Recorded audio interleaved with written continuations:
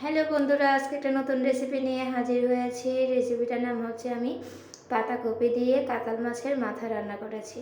এর জন্য আমি প্রথমে কড়াইতে তেল দিয়ে দিয়েছি। আমি ফোড়ন দিয়ে রান্নাটা করছি। শেষে আমি জিরা বাটা, তেজপাতা, আদা বাটা দিয়ে ভালো করে কষিয়ে নিচ্ছি। কষে নেওয়ার পর আমি লবণ, হলুদ, মরিচের গুঁড়া দিয়ে আর একটু ভালো করে একটু পানি মিশিয়ে ভালো করে কষানোর পরে আমি কিন্তু মাছটা আগে ভালো করে ভেজে রেখে দিয়েছি।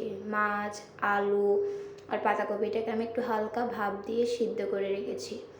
এরপর যে আমি ভাজি করছি সেই আলুটা দিয়ে ভালো করে কষিয়ে নিচ্ছি। কষানোর পরে আমি একটু হালকা করে পানি দিয়ে আর একটু ভালো করে কষিয়ে নিব। এরপর আমি যে হালকা করে সিদ্ধ করা যে পাতাকপিটা আমি ওইটা ওইখানে দিয়ে ভালো করে নেড়ে চেড়ে নিচ্ছি। ভালো করে কষানোর পর আমি গরম মশলা বেটে গরম মশলাটা দিয়ে দিচ্ছি। আপনারা একবার হলেও ট্রাই করবেন, বিশ্বাস করুন অনেক মজা হয়েছে। দেখুন এটার লুক যেমন দেখতে ইয়াম্মি লাগছে, আসলে সত্যি ঠিক তেমনই খেতে ভালো হয়েছে। ধন্যবাদ।